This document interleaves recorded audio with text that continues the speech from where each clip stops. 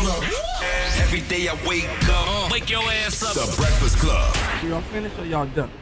Morning, everybody. It's DJ NV, Just Hilarious, Charlamagne the Guy. We are the Breakfast Club. Lauren LaRose is here as well. We got some special guests joining us this morning. Yes, indeed. We have Lanny Smith here. Good morning. Good morning. Good morning. We have Cecil Williams. Good morning. Good morning. We have Fredrika Newton. Good morning. Good morning. And we have Fred Hampton Jr. Good morning. Morning. How y'all feeling this morning? Man, we blessed, man. Black and blessed, man. Blessed, black, and highly favored. Yes, sir. Lanny, Yes, sir. why we all gathered here today with all these amazing people, brother? Man, we had a New York Fashion Week show about a month ago, man, and we were blessed to have these individuals show up and walk on the runway with us, along with Dr. Bernice King and Ilyasah Shabazz, the daughters of Malcolm X and Martin Luther King, and the response to it. The way that black people have responded to seeing these people on the runway, knowing that this history wasn't that long ago, like they try to tell us that it was, has been powerful, man. So Actively Black, the company that I founded, we were built with the intention to uplift and reinvest back into the black community, and these incredible legends have been supportive of the brand. So. And when you, I want y'all to know, man, Cecil Williams, right? Y'all know this legendary picture right here. That's right. Of the brother drinking out of the whites only water fountain. I always wanted to ask you, Mr. Williams, was it a spontaneous act of rebellion or something you planned to do as a statement? It was a little bit of both. I was thirsty, but also this was, it was the middle of the sunshine of the summer. You know, as evident from the T-shirt. But also, this was not the first time I did this. There were many other times that I felt I wanted to get a little close.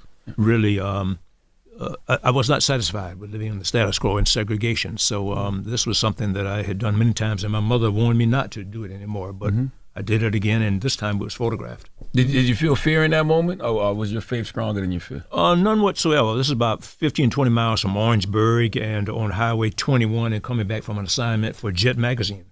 But I never sent this picture to Jet. It was something that I held in the family, and I knew I would get chewed out had I, given it to my mother and father to see. So I hid it from them and never sent it to Jet either. Wow. So how'd they get it?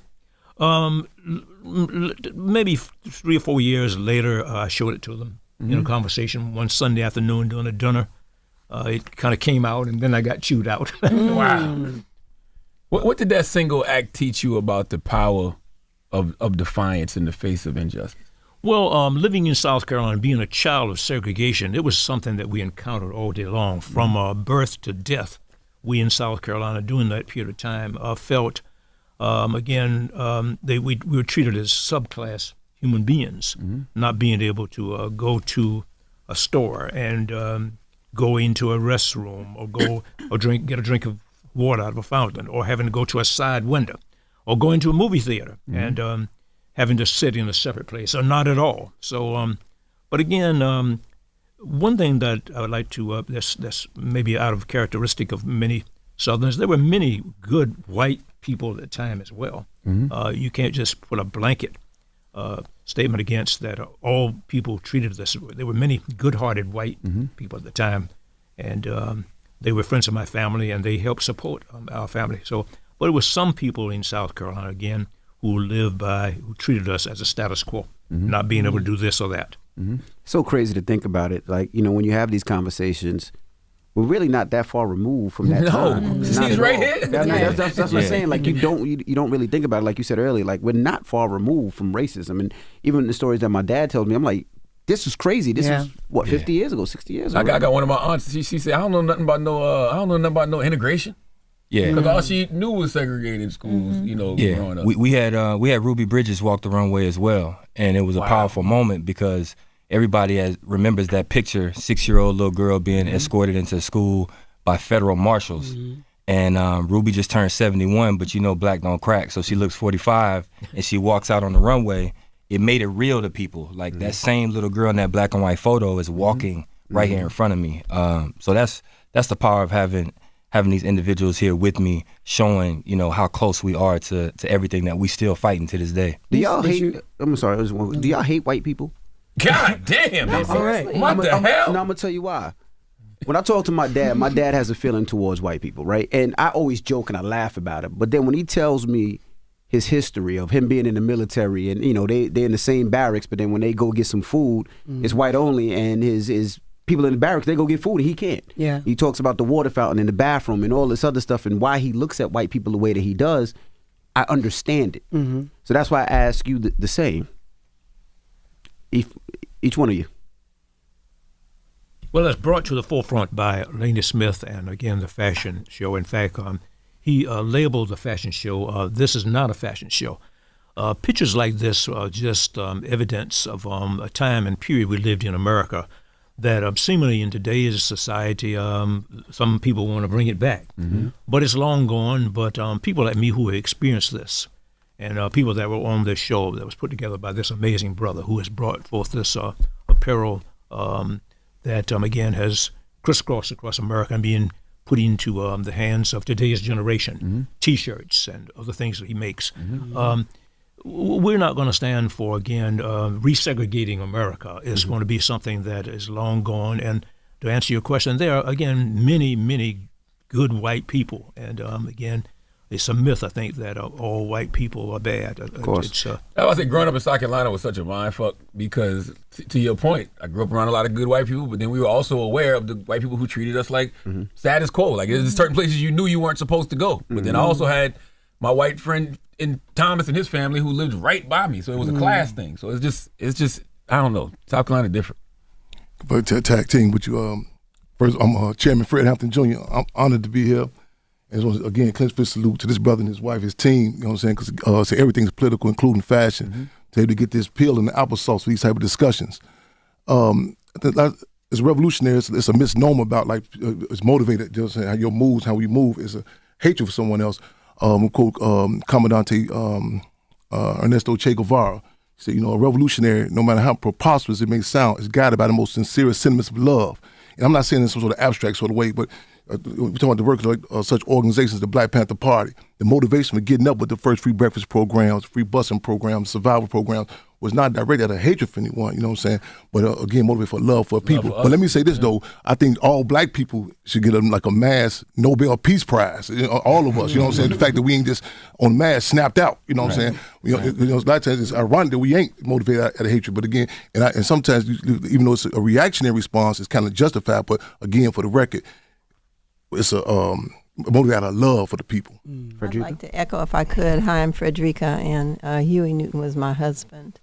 And what came to mind when you even asked that question was a quote from Huey that said, "What motivates people is not hatred, but it's love for other people." So my mother was white, and she introduced me to Huey because she was doing work with the Black Panther Party, and she was the only one that they trusted to do the real estate work. So I did not grow up hating anyone, but what I do hate is white supremacy and the impact on black community. Absolutely. I actually hate that and the impacts of it and the impact that it's had on us. So again, as my brother said so eloquently, as he always does, is that the Black Panther Party service was out of love for black people, out of love for oppressed people. And it wasn't guided by hate. So it's impossible for me to hate anybody. I'm sorry. No, go ahead. Now I was just going to ask, what's the biggest misconception people still have about the Black Panther Party? I think there were two, and you can sort of join me. One of them is that women were not in leadership in the Black Panther Party. Women were, in fact, 70% of the membership at one point with women. And the fact that Black Panther Party was a racist organization, and we worked in coalition with all organizations whose common fight was against oppression. So those were two misnomers. The history likes to talk about misogyny and division between black men and black women in the party. And we came in with our own stuff. The average age was 17 in the Black Panther Party. So you had pimps and educators, all in. So we fought against homophobia. We fought against misogyny, and these things we were called out for those things. So, we were young men and women whose motivation was love. And people were like his dad, put their lives on the line and gave their lives out of love, not out of hatred. Did your mother ever, I know you said that your mother was white, did she, Yes. My mother did you was ever Jewish. see her face any hardships? I did. My mother's whole business was dismantled as a result of her work with the party. Yeah. The FBI has a file this thick on my mother. So I grew up also seeing the white people I knew growing up were all progressives. So I saw the great sacrifices that she made financially, emotionally, physically, as we all did. So yes, I did. Yeah. Ms. Fredrika, how do you feel today when you see like the government and different people honoring either Black Panther Party or Martin Luther King or Malcolm X, and you know, things were so different back then where you didn't feel that support from the I government? ain't seen no Black Panther on this. Well, even the way that it's talked about or like portrayed in like movies, and like, you know, they use it to make money off of the story and the tales or whatever, but then you guys were cast out and made to be these horrible people who were racist and didn't want anything to do with progression. I see that doors are opening because we've done the work. We've done the work to educate people on what the true history was. I don't see the government supporting us. I mean, maybe local government. The city of Oakland has given us a lot of support. We now have the Black Panther Party Museum, and it's people travel internationally to come see this museum because there has been no history available. So I think that doors are opening, not only with white people, but with Black people too, because Black people were scared to embrace this history. And I know you could speak to that too with Judas and the Black Messiah. Yes, we can tag team with you. You know, I'll make sure with the narrative, a lot of times we talk about, you know, struggles in some sort of abstract, nostalgic sort of way. But I'm on the Black Panther Party Cubs, an organization as we say, it's a tough act to follow, but not to walk in the footsteps, but the Panther Paw steps of the Black Panther Party. And a lot of times we talk, you know, I was looking to see an interview, I think in the late 80s, where they had Muhammad Ali on, they put him on a Wheaties cereal box. And the interviewer said, why would you put him on the Wheaties cereal box now? You wouldn't touch him before. And the representative for Wheaties cereal said, we do it now because he's safe. And we say we serve hot politics and hot food with our present-day survival programs, so on and so forth. And of course, was tainted when the ruling class, you know what I'm saying, because their position historically, we even talk about the Malcolm X, talk about the March on Washington, when they position is, and they can't stop it, co-opt it, water it down, change it, make something to be. So we had to, like, there was a lot of battles, like even with Judas and the Black Messiah, we had to struggle to, we subsequently ended up with what I refer to as a dream team, with the cast, and to be able to put that Panther Cub peel in the applesauce. It's humbling being oppressed. It's embarrassing being oppressed. So a lot of times we got to work with different dynamics to get the message out, but still make sure we maintain our politics. Franz Fanon said, be able to accept their concessions without compromising our principles. So how do you just always protect the legacy of the Panthers from being commercialized or whitewashed? Because that's probably an everyday fight. Ooh, hey, battle. I just read a comment yesterday. I said I got to sleep with my with a bulletproof vest on, a political bulletproof vest. Wow. You know what I'm saying? Because again, and a lot of times it's nefarious intent or naivety. Sometimes the people don't mean no harm. They'll come in like even not out of egotistical, but the title, Chairman Fred, it's not egotistical. You know what I'm saying? It's a struggle. Like for our people, you respect a structured organization. The Black Panther Party wasn't just some ragtag group of cats. You had the Minister of Defense, UEP Newton, Chairman Bobby Seale, and the colonization impacted our people so bad. Automatically, they respect ruling class titles. They'll say Professor such and such, Reverend. When it comes to our people, you know what I'm saying, an organization that stood up on its own terms. We struggle about Chairman Fred and Defense Captain Mark Clark. They were assassinated. That's right. You know what I'm saying? We don't. The other communities, they don't play no games about you ordered the terms. They say, hold on, let's be very clear about those terms. Political prisoners, Mumia Abu Jamali, Ma'am Jim Al-Amin, and so many others. We have to struggle with again be consistent, even when it's not fashionable. Speaking of fashion, Lanny, why was it important to have these historical Black figures walk in the Actively Black fashion show? Yeah, so one, the tagline for Actively Black is there's greatness in our DNA. And very intentional about that, because I think over the centuries of oppression, subconsciously our people have accepted, I won't say accepted, sometimes it seeps into our subconscious that we are less than, not as good as. This is what has been told to us. This is what has been preached to us for centuries. I'm trying to rewrite that narrative. I'm trying to deprogram and reprogram my own people to understand that there's greatness in our DNA. There's literal greatness in the DNA that walked on that runway. When you see Malcolm and Martin's daughters walk on that runway together, that DNA is something that has moved mountains, that has changed lives. You know what I'm saying? And that exists within all of us. So it was important for our people to see that, to know that we are more than just our trauma. You know what I mean? We have so much greatness inside of us, and if we start acting out of that greatness, that's how we can change things for our community. How difficult was it getting everybody, and how long did it take? Man, it was stressful. One, there was a white supremacist who was killed by another white man about a week before our show, and How about Charlie Kirk? Yeah. And it sent some shockwaves through our plans, because you're talking about children of people who were assassinated, real political violence. And so I had to reconvince Ilyasa Shabazz and Dr. King to still be a part of this show. There were some safety concerns. We had to bring in 3 extra teams of security just to make sure that they were secure, because the rhetoric was that there was going to be payback, which never made sense to me, because it was a white man that killed him. You know what I mean? But I think the reason why I was able to execute on that was the respect that I had paid to these individuals before. Everyone you see up here, Dr. King, Dr. Ilyasa Shabazz, I went to them and asked them for permission to put their family members on this gear. I have licensing agreements with them so that when we sell apparel, the Black Panther Party Museum gets money. Fred Hampton, the Hampton House gets money. Cecil Williams Museum gets money, right? The Shabazz Center, the King Center, Actively Black pays them when we sell this merch. And so, you know, you can go on any market or any weekend and you'll see a lot of us selling this stuff, not realizing these people actually lost people in this struggle, and they weren't compensated, right? And so I think I earned a level of respect with them that when I made that call and I asked them, can you walk on this runway for me?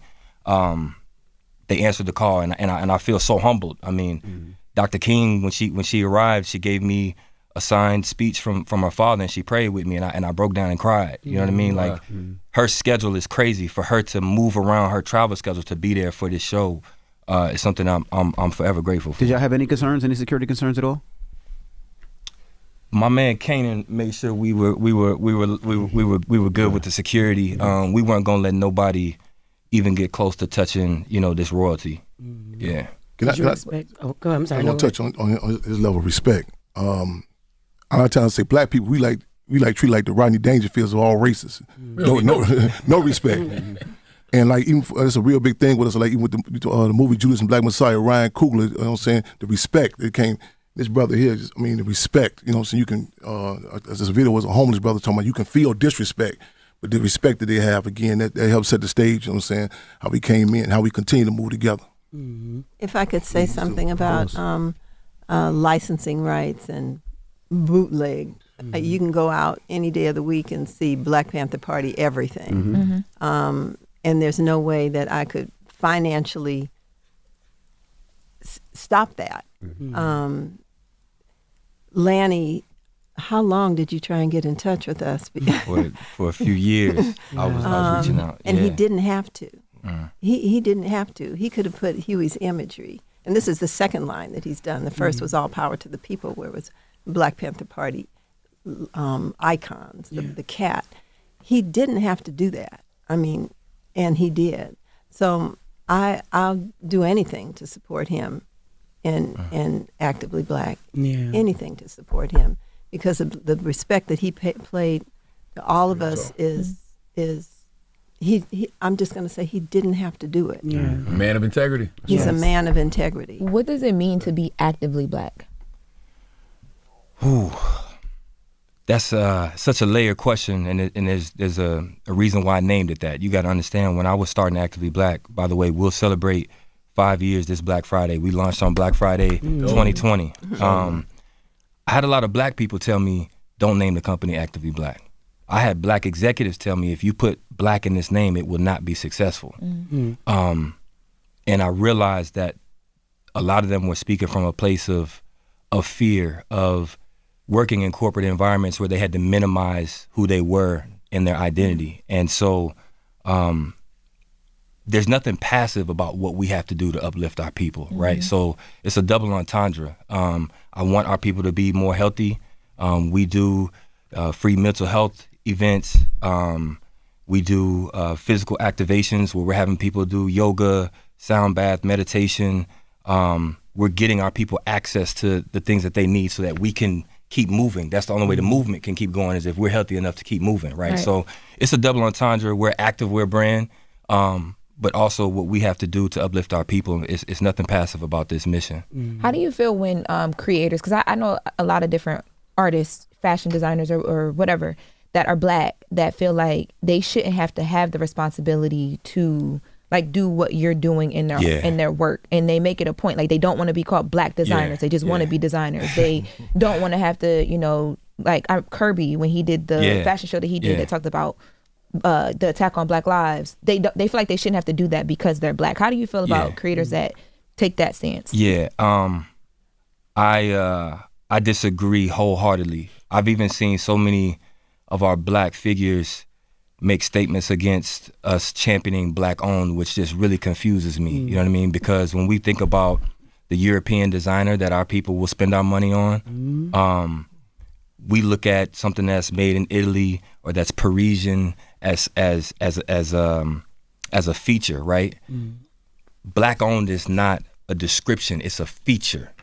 We are the most creative people on earth. We are the most soulful people on earth. It's a feature to be Black owned when you think about what we've created from nothing. And so I champion it, but also I'm not a designer. You know, I didn't start this because I was a designer. I went to design school. I'm a former basketball player. Hurt my knee 30 days after I signed my first NBA contract. This is not a world that I even thought I was going to be in. Actively Black is a purpose-driven, mission-driven thing. I didn't even start this to make the most money possible. It was, how do I create something that can uplift my people? And in 2020, when after the murder of George Floyd and Breonna Taylor and Ahmaud Arbery, I saw a lot of the brands that I grew up wearing make performative declarations about what they were going to do for Black people. And never do it. And you see 4 years later, that's what it was. It was performative. It was part of a marketing strategy. And so my thought was, it's time for us to stop asking for a seat at the table and build our own table. You know, the McKinsey report that came out in 2024 says Black people today spend between 20 to 25 billion on apparel and shoes annually. So what I'm talking about ain't reparation, it's reclamation. It's something that if we turn our influence, our global influence inward to something that we own, that champions us, how powerful is that? If we giving back to not only these folks, but to our community at the size that we are now, what happens when we build the Black owned version of Nike? You know, what happens when Actively Black is a multi-billion-dollar brand that can keep doing what we're doing? Right. Yeah. And by the way, may I piggyback on that? My image of drinking out of the fountain had been, you might say, stolen over decades, used without asking permission. When Lanny Smith and Active Black came in to photograph us, he said he was going to give us a contribution to our nonprofit museum. We have the first and only civil rights museum in South Carolina, the South Carolina Civil Rights Museum.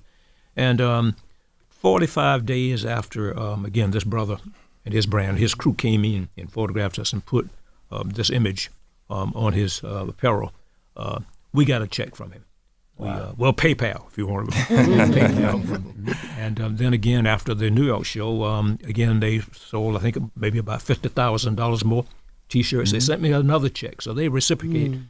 But what he's doing here is so ingenious because it's little known that the power and impact of one image, say an image is 8 times more effective than the written language. And educators should begin to use this in our systems today, teaching everyone. And having that power and capacity to see. No longer is it really going to be a reading, writing, and arithmetic. It's going to be reading, writing, and seeing or looking, and with AI making its presence. So this brother is using images to make an impact. So what my fellow individuals here are doing, and myself, we are bringing, again, the sacrifices where we pave the way for today's generation forward, and the power and impact to make this relative today is immeasurable by, again, such acts as what he's doing to put images on T-shirts. Man, you always look so clean in that picture. What you was doing for money back then, Brother Cecil? I was taking pictures. I took pictures ever since I was 9 years old. And at 12 years old, I found out I could make money. I did a wedding for $35. Wow. And we're homeboys in South Carolina, That's right. home state. And as you know, we don't give up. But by the way, when you asked a question about, again, about, what's happening today and things like that, we're not going back. We as a people have fought too long and too hard. And not only that, we have the stamina to face anything that's going on in America today. We're not going back to that. The young people are not going to stand for it. The middle-aged people are not going to stand for it. And the old people like us who have actually experienced this, we're not going back. It's going to be, we're going forward with democracy, freedom, and justice. Do you believe today's generation carries the same spirit of sacrifice that your generation did? Yes, it's just that it has not been focused on and utilized. But things like this act that this brother put together will help to materialize this. It would be amazing of how he has really put into motion millions of people across the United States with something as simple as an image on a T-shirt. This classic image here of Huey Newton, a statement that, again, you can't really measure the impact that will be to young minds who are growing up. And again, reading, writing, arithmetic had its place in our education, but again, it's a different thing. 5 and 6 years old, our students and our youth are using cell phones. And so it's amazing of what the future is going to bring with this kind of instant learning that we are now accustomed to. Lanny, you had put a post up, and you said, all the black people who have said, posted, or reposted, I am not my ancestors, get ready.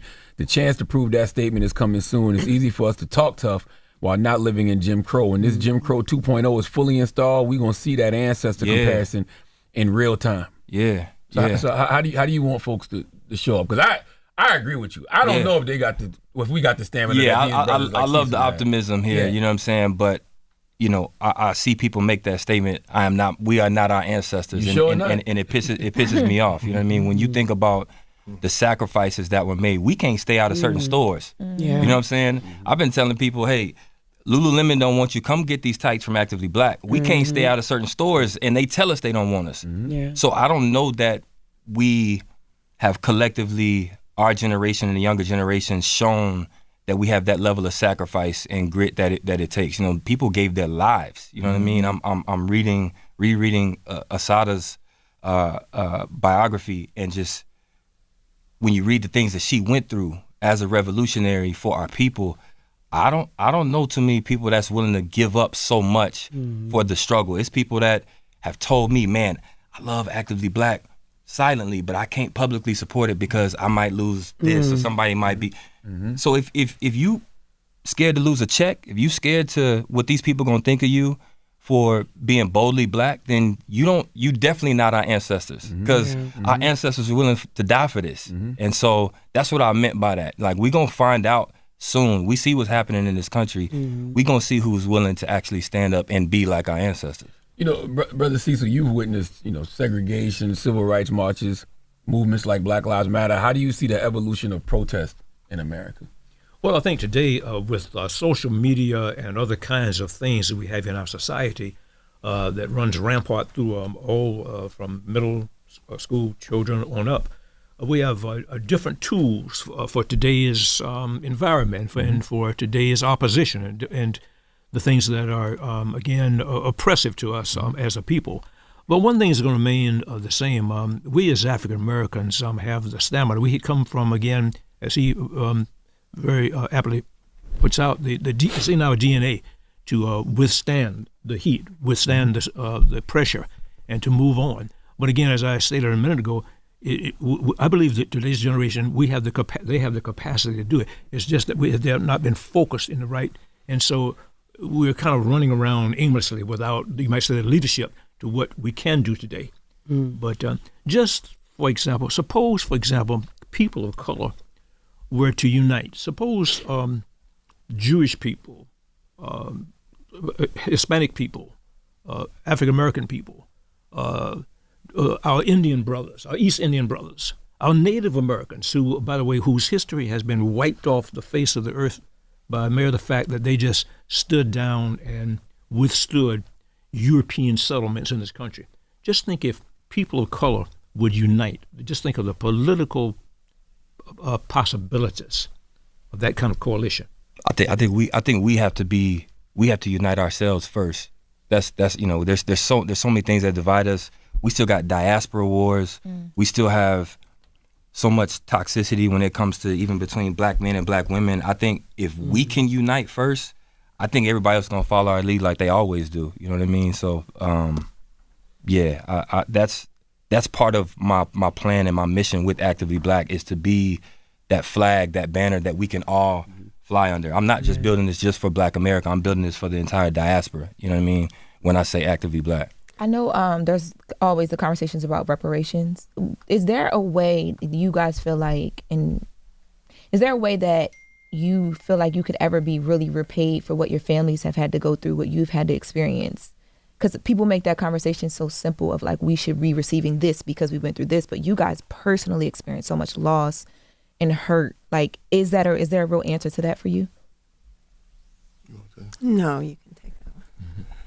Of course, no matter resources can compensate, you know what I'm saying? And I'm going to say this, the terrorism that we've been subjected to. In fact, we say that, every day is September 11th for us. And in fact, we define December the 4th, 1969, amongst other days, as one of our September 11th stories. We say that's the day in which two of our twin towers, quote unquote, fell. Chairman Fred and Defense Commander Mark Clark. But just the question of reparations, definitely economics, the resources play a key role, but the political significance of this is important too. So how we view ourselves. A lot of our people don't think we're worthy of being attacked, and like we have to, So for the ruling class in particular to acknowledge that, Again, we are. I say Black people, we the OVs, not the OGs. We are the original victims of terrorism. People have been terrorized under such euphemisms as slavery, Jim Crow, redlining, deaths, passing away. So that discussion, that's happening in so many other communities. People on reparations. Why is it such a position not to talk about that with the Black community and even more than just the economics? The bodies, the most valuable resource that have been stolen from our people are Black bodies. We got political prisoners who are still locked up. We got to get that, and the resource, the finance too. Mm-hmm. I wanted to address the question that you asked before about the ancestors and how does it feel.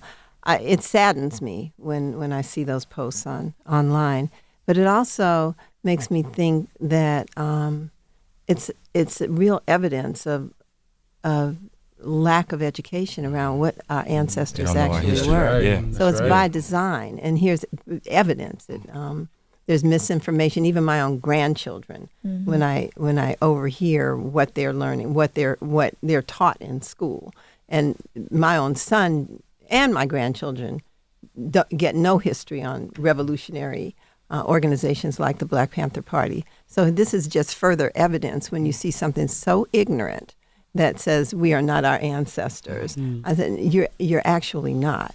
But had you read about what your ancestors actually did, what they actually did instead of the sanitized version of Martin and Malcolm and the Black Panther Party and all the history that was erased, then you would be proud to say, I want to be like my ancestors. That's my goal. And it's so scary because they're really trying to delete and get rid of all of our history. Yeah. So like you just said, your grandkids, the things that they're being taught, it's not even of what you all went through or don't know the first thing about it, So it's like, how does history lessons go for you? Are you their teacher then? Like, how do you handle that when you see what they're being taught and what they're not being taught? Thank God I have a museum that they, as Cecil so aptly said, Black people are visual. We and the Black Panther Party knew that, and they're visual learners. We weren't necessarily a reading community. So at the beginning, at the end, the front and the back of every Black Panther Party newspaper, which is in publication for 13 years, there was images. Emory Douglas, Asali Dixon were our artists, and they drew what was more impactful than what they would have read had they read. My kids are the same way. They come in and they see the images in the museum and they ask questions. It impacts them. When I brought my granddaughter to the Actively Black show two years ago, and my grandson this time, and they were blown away. My grandson, wait, hold up, that's Ruby Bridges, Nana. And when it was Tommy Smith and John Carlo, what? He's 15 years old, so he is learning some history, but to see it in living color and him wearing, he only wears actively black. He only wears actively black apparel to school. This almost makes me cry because he only would wear Nike before. He would only wear Nike, and I try and talk to him about what's going on. But he only wears actively black to his school. The beauty of what Lanny's doing though is he got the images, but then he got the people to tell the stories. What scares me is that we live in an era where people can make up images and then make up stories behind those images. So I don't know why we have so much faith in the images of this era moving forward. Yeah, I mean, I think that was also part of the strength of what we did with the show, right? It was not just the imagery, it wasn't just the videos, it was people being able to see them in person, right. So I know one of the things we've talked about, Dr. Ilyasa Shabazz has talked about, Dr. King has talked about, is taking what we did at New York Fashion Week, going on tour, letting people see Cecil Williams, Fredrika Newton, Chairman Fred Hampton Jr. in person, seeing Ruby Bridges walk out in person, because that, AI can't do that. You know what I mean? And something I think is really, really dope, but I just want to make sure it's true. Your clothing products are made from cotton from black farmers. Or is that a specific line? Specific line. So, when Trump announced the 150% tariffs, it really impacted us. Most of our performance apparel, athleisure apparel, is made from overseas. So we were trying to look to find a domestic partner to see what we could get done here in the United States. And I thought about these black farmers who have lost 90% of their land in the last 75 years. So we used to own 20 million acres of farmland, black farmers. We now only own 3 million acres of farmland, and in the next 20 years, that could potentially go to zero. So we partnered with Bridgeforth Farms, a fifth generation black farmer, and we sourced the cotton directly from them. So the hoodie I'm wearing right now, it shows on the back. It says, made from cotton. Made from cotton. Grown by black farmers. I think that's so dope. So when people buy this product, when they buying this hoodie and they buying that cotton shirt, there's money that's going directly to these black farmers who have been historically discriminated against from the government. And there's some power in it. It's a story of reclamation. People don't understand that the entire United States economy was built off the backs of slavery and cotton. That's right. And we're talking about trillions of dollars in today's money that was generated that our people were kept out of. So what happens when we reclaim this thing that was once used to enslave us? What if we use that to save us? You know what I mean? And that's what I've been trying to get people to understand, especially about this collection in particular. I had black people telling me, man, the cotton shirt is too expensive. The hoodie is too expensive. It's like, man, you'll go spend $800 on that Louis, you'll go spend it on that Gucci, but you're telling me that this collection that is literally from cotton grown by black farmers that is supporting us, that black dollar recirculates in our community, is too expensive. And that's an issue of how we value ourselves versus the things that we value from other people. Not understanding that we are the sauce and the seasoning. We are the originators of all of this that gets colonized, repackaged, and sold back to us. That is actively black, though. That is dope. That is a flex. Made from cotton, grown by black farmers. Yeah, that's dope. Now, you hooked up with the Michael Jackson estate and did a Michael Jackson collab. How difficult was that? Whew. Honestly, these collabs have come in a way that these doors have been opened where now they're coming at us. I got to shout out Damon John, founder of FUBU, because it started with him. He reached out to do a FUBU collab. We sat down, talked about it, got everything straight, and he asked me, what else are you working on? And I showed him a concept of a Black Panther Actively Black collab, because the movie that came out in 2018 was such an inspiration to me. He picked up the phone in the middle of the meeting and called the head of licensing for Marvel and Disney and said, y'all need to see what I just saw. Wow. So our first major collaboration was for Wakanda Forever. And when that happened, it just kind of opened the floodgates. The Bob Marley estate reached out ahead of the One Love movie, so that's how we got that collaboration. We've got one with the Tupac estate as well. So now that, they saw that we operated in excellence in the way that we executed on these collaborations. So now the doors have been opened. So we got a Basquiat collab coming out this December. It'll release at Art Basel. All of these legends in Black history. Charlamagne, you wearing the Muhammad Ali collab that we got. Sir. Lanny Ali literally told me, she said, we've done collabs with every brand you could think of, but my husband stood for way more than what he just did in the ring. I believe Actively Black can tell a story they can't tell. So I think that's the power of what we're doing with Actively Black. I want to ask you, Brother Fred, your father once said you can kill a revolutionary, but you can't kill the revolution. Right. So what does that revolution look like in 2025? I want you to chime in on that too, Fredrika. A couple of things. I think people get involved in struggle or become quote unquote conscious one of three ways: inspiration, aspiration, or desperation. And these are definitely different times. There's a difference between a war and a revolution. Like, in a war, you get your respective armies, you suit up and you boot up and you get out to get out. Revolution, you gain the mass and participation of the masses of the people. These times right now, it's a quote from Lanny say, what takes people 20 years to learn in ordinary times, they can learn in 2 years in revolutionary times. I've often said that I'm a revolutionary in reactionary times. So right now you see like at warp speed, the different type of discussions. You look in the 1960s during the Black Power movement, you had a different sort of athlete. You had a different sort of entertainer. It was a climate where Marvin Gaye was able to go against Berry Gordy and reconcile. I'm going to put this song out, what's going on, whether you like it or not. It was a climate where James Brown, who had a whole totally different song planned at first, well, A-Trap Brown, I know as Imam Jamil Alameen, went drove down on him. He said, you got to up the ante. He came back out saying, I'm black and I'm proud. Even the different street tribes, a lot of people refer to as the gangs. You had the Devil Disciples in Chicago get up publicly and say, we now renown ourselves to be known as the Black Disciples. Due in part to the political education we received from Chairman. All the respect, Chairman. With the Black Chairman for the Black Panther Party impacted on them. The vice lords. After the FBI tried to approach the vice lords in Chicago and told them they'd give them a certain portion of the West Side if the Panther Party couldn't open a free medical center. Chairman Fred won these brothers and sisters to a point of unity, where they subsequently worked at the Free Medical Center, and by the government's own account, their own records, they say it was a record low to they call black on black crime. So to go to the heart of the question, that's what it's these type of dynamics. You know what I'm saying? Where that it's our relationships, our music, our discussions. It's a whole. You can feel it. You know, my mother tells me I like to call them war and love stories. She come, you know what I'm saying, 2, 3 in the morning. You know what I'm saying, coming down the street. The people, you know what I'm saying, not drunks or wine heads who were demoralized. Even the terms we use. Notice what I'm saying? Who they power to the people, you know what I'm saying? A different climate. That's what you know what I'm saying. And you can see it even now. I'm watching we right now in Chicago. You can see it, the type of discussion that are being up. And a lot of people are forced to have these discussions. I'm gonna say this in closing.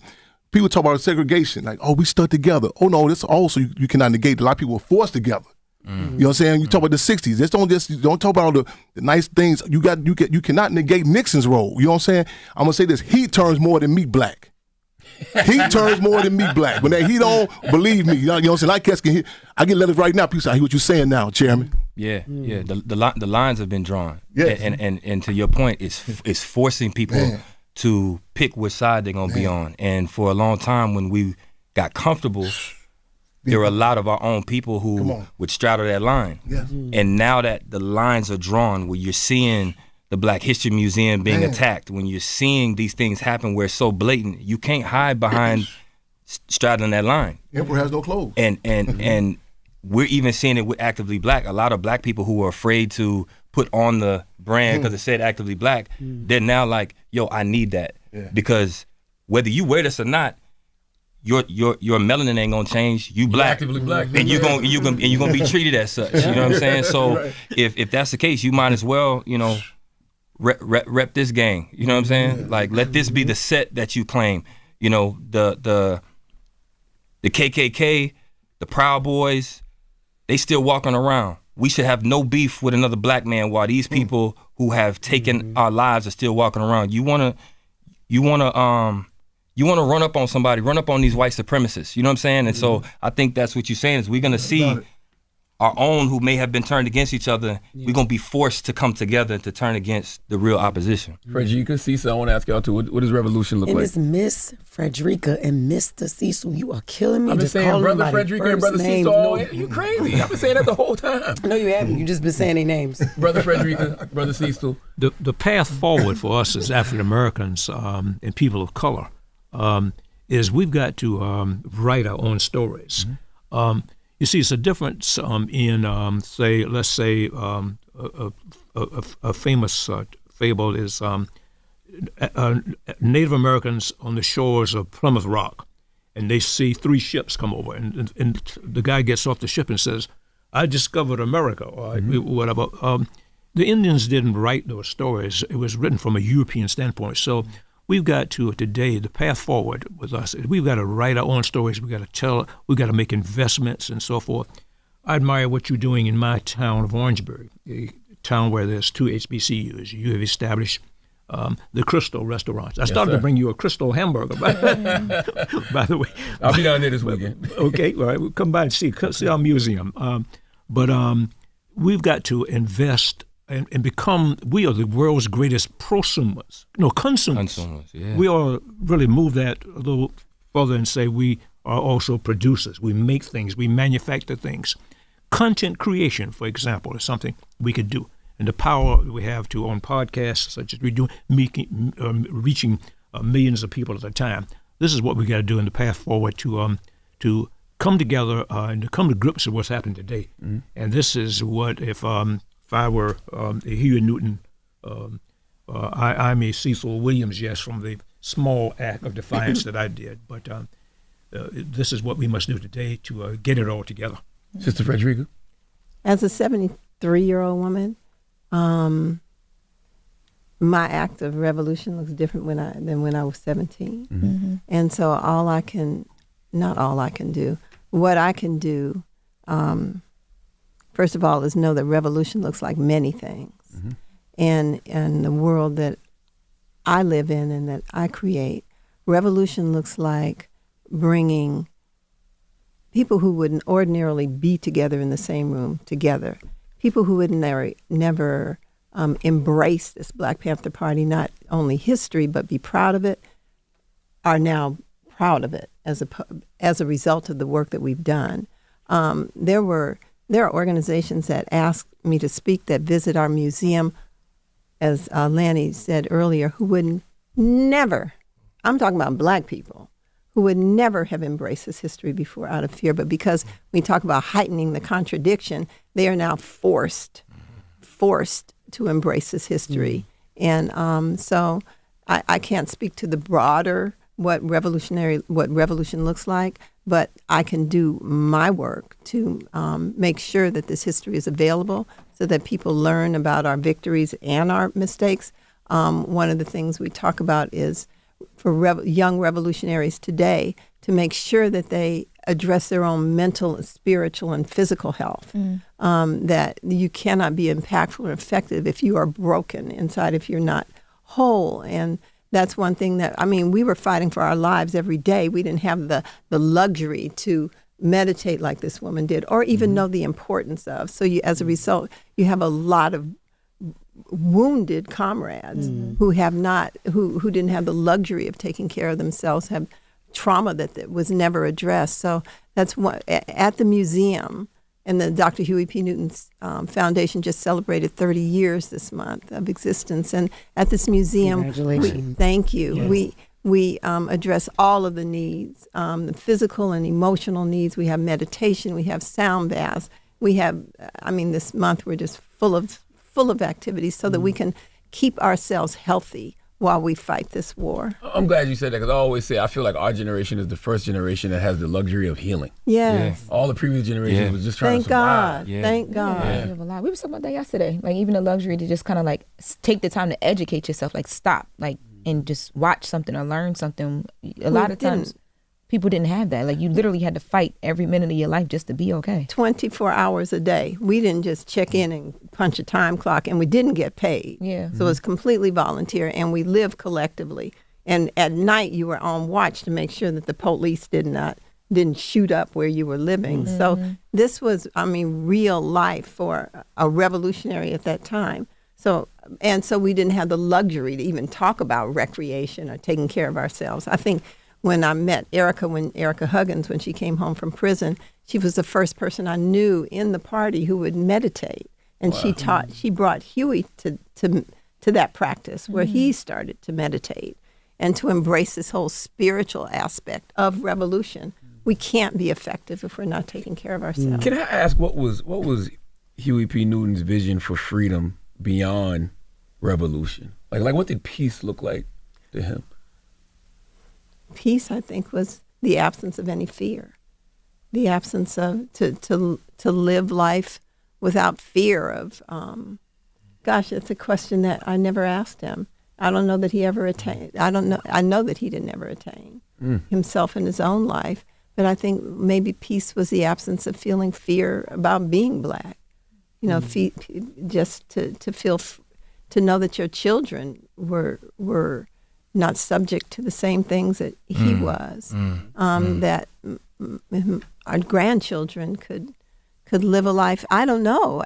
It's so hard to visualize because I've never had it. And we've been so conditioned. And you know, when you just said that, it sparked. You know, I want to make sure I recognize her, the black woman behind Actively Black, who's here, Bianca Winslow. I could not do this without her. But we're getting ready to welcome our first child into this world. Congratulations. Thank you. I got a son on the way. There's greatness in his DNA. But when you said that, one of the things that I started thinking about was I gotta have conversations with him about when the police get behind you, this is how you gotta react. That fear that we don't even realize is embedded because we've had to deal with it for so long. The things that we have to prepare for, that other people who are not black, they don't have to think about those things. So when you say that peace is like the absence of fear, that really struck me because it's been heavy on my mind, the world that my son is getting ready to enter.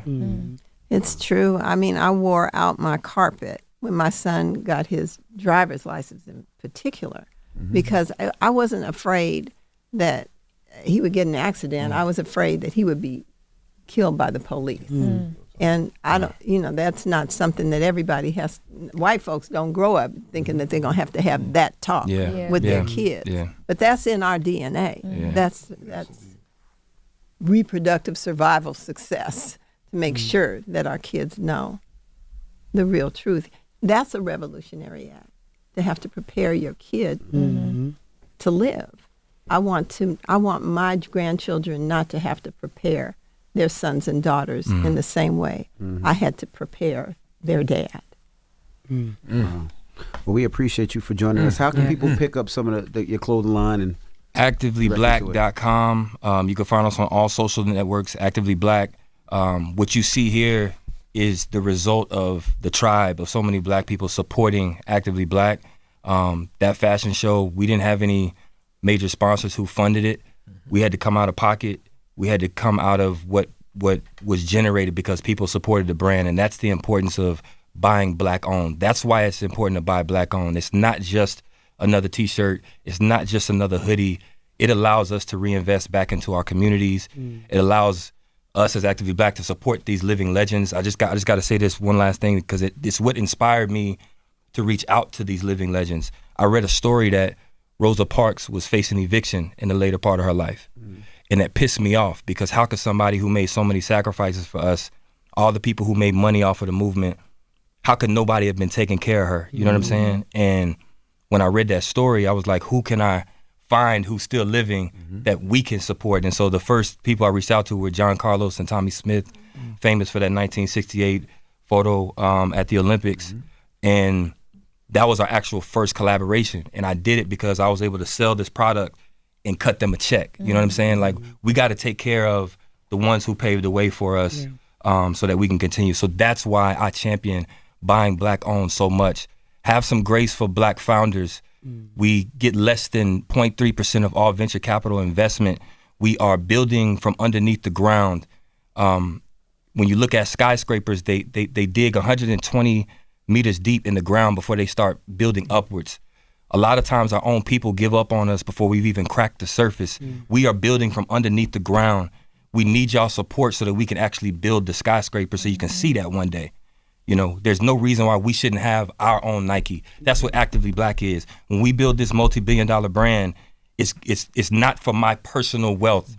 It's for us to uplift our people. ActivelyBlack.com. Hell, I want brother Cecil, sister Fredrika, give them the museum websites, so people can donate. Well, you can go to Cecil Williams South Carolina Civil Rights Museum, but we also have a way of like PayPal and the email address there, and several other ways. But we're easy to find. We're again in a college town of Orangeburg, South Carolina, and we need your support. Even $1 helps. So please support us as well. That's right. Got a few part gifts. I want to make sure you get this, and then so Fredrika could close us out. Make sure you got that. What's the museum? The Black Panther Party Museum on. We'll talk over Sister Fredrika, boy. He just gave it to me. My I said bad, thank my you. bad. I just said thank you. That's all I said. Just thank you. On Instagram is at the Black Panther Party Museum and the Dr. Huey P. Newton Foundation, celebrating 30 years this year. Please come visit us in Oakland, California, Black Panther Party Museum. We're open, we're packed too. So this month celebrates the Black Panther Party History Month, and we're full of celebrations. So please visit us there. Thank you. If I can. I'm on it. Thank y'all for having us here. Clinch fist salute to our fellow panelists. Clinch fist salute to Actively Black. December 4th, International Revolutionary Day, coming to Chicago. Also, the HamptonHouse.org. We got programs going to childhood home of Chairman Fred Hampton in Maywood, Illinois. Again, the HamptonHouse.org. I want to close out with this quote by Minister Dr. Huey P. Newton. A picture's worth 1,000 words, but action is supreme. Right, well, there you have it. By the way, Thank you this so is much a for joining quality us. product that this brother has made. Oh, yeah. Absolutely. One of the things that impressed me, like I've had many Right people on come time, along too. and want to Thank y'all so much for joining us. endorse Thank y'all for something. But when I first felt the quality of the materials and what he was doing, that convinced me that this was the right brothers to support. So it equals anything that's out there. All the apparel that he is making now and all the things that he does. He works at top of the line, first class. Absolutely. All right, well, it's the Breakfast Club. Good morning. Thank you, guys. Thank you so much. Hold up. Every day I wake up, wake your ass up. The Breakfast Club. Y'all finished or y'all done?